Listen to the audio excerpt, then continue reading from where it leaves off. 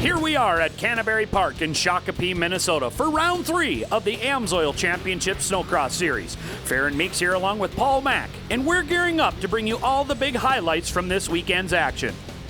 Thanks, Farron. This is like homecoming for me. I remember this started back in 1995. I was out here for the first Canterbury, and I remember looking around here before the race saying, boy, is this a venue we want to be at or what? You got indoor seating, outdoor seating, heated area with vendors, great food, beverages, and unbelievable racing action here on a track like this. These bumps are monstrous. Now I'm back in the announcer's booth, and boy, it looks a lot harder now than it did way back then from when I remember. Let's get to the action. Well, it definitely is an exciting venue and an exciting place to race. And this weekend, we're also lucky to have both Misha Johnson and Natalie Kane reporting trackside. Before the action got underway, they had a chance to catch up with some of our pro racers. We love Lennox!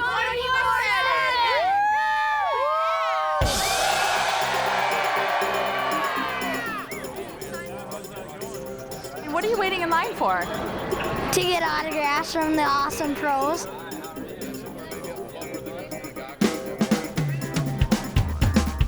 Who are you out here to see today?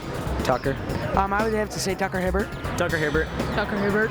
Now, who is this guy here? Well, this is Tucker Ebert, Really? and I named him after Tucker Hibbert after he won his first X Games. All right, 1, 2, 3.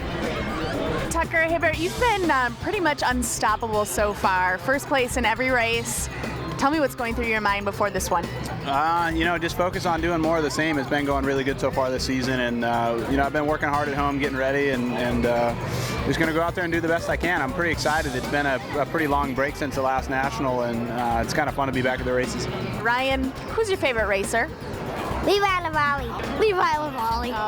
I'm just, hoping I can keep the ball rolling. We've started off the season real strong, and hopefully we can just keep building on that. Now, I know you've been doing a ton of media stuff this week. Are you exhausted? How are you feeling? You know what? Honestly, I love doing all that stuff. It's super fun just meeting all the people, and I like talking, so I'm always gabbing my mouth, so it's fun for me. It's exciting, all the fans like you see here, and I actually live in Lionel Lakes, which is only about 45 minutes from here, so it's kind of a home, home style race. Yeah, so it's good. It's exciting, and I'm looking forward to it. I love it at Canterbury. There's always a huge crowd, and it's a lot of fun, a lot of energy here, so it's going to be a fun weekend. And what have you been doing to prepare in order to get ready for this race? We've been riding lots. We've been doing a little bit of testing, and mostly just pounding laps and getting ready to come out and race. The animal has been awesome, just killing it off the starts, and I've been getting some decent results, so it's good. Have you taken a look at the track yet? What do you think about it? Had a little bit of a look. It looks awesome. I don't know, this is always one of my favorite places, so hopefully be talking to you again up on the podium. And before we get into our racing coverage, we'll once again be using our Motocom helmet cam to show you exactly what the racers will be up against this weekend.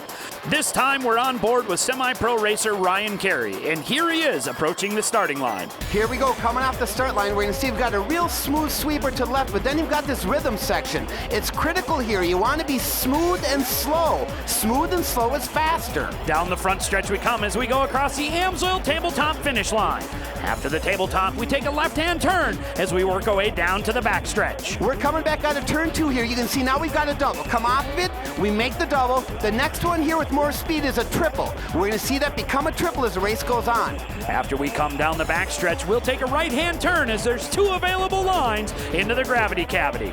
We drop down into the gravity cavity here, but we're going to merge back together at the top here. You have to merge back together to keep your speed momentum coming back around. And as we come out of the gravity cavity, we come right up beside the starting line, and that's a lap here at the Air Force National. And now, let's jump right into the action with the highlights from our Pro Superstock qualifying heats. The top 5 racers from each of the heats and the last chance qualifier will move directly to the Pro Superstock final.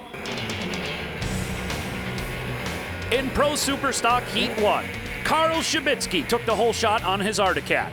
But by the end of lap 1, Levi Lavalley had taken the lead, followed closely by Ross Martin and Brett Bender. From there on out, it was a battle of the Polarises. When the snow dust settled at the end of Heat 1, it was Ross Martin taking the win, followed by Brett Bender, Levi Lavalley, Ryan Simons, and Matt Judnick. Now on to Pro Stock Heat 2. Matt Pichet cut across the pack and jumped out front, but it wasn't long until he was passed by the T-Train, Tucker Hibbert. Hibbert checked out early, but a battle raged on behind him between TJ Gula and DJ Ekstrom.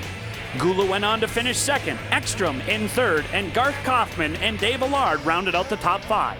They all moved directly on to the final.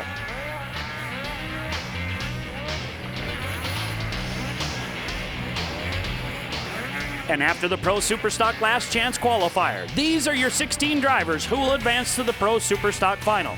Why 16, you ask? Well, there's been a provisional that has been used by one of our riders here in our Pro Superstock Final.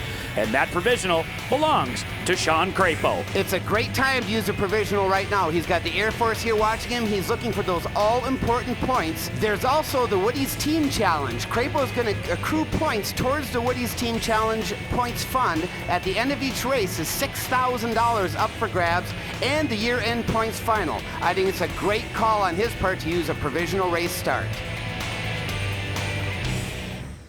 Snocross is coming. See the sport's best riders beat winner into submission. February 13th, 14th, and 15th at the Arctic Cat Eastern National at Finger Lakes Gaming and Racetrack. Racing Saturday and Sunday. Free Monster Energy Sled Next Invasion Tour Friday night. Get your tickets at tickets.com. Top supermarkets or at the Finger Lakes Gaming and Racetrack. Visit your participating Arctic Cat dealer for a chance to win 2 free weekend passes. It's the Arctic Cat Eastern National. February 13th through the 15th at the Finger Lakes Gaming and Racetrack. Don't you dare miss it.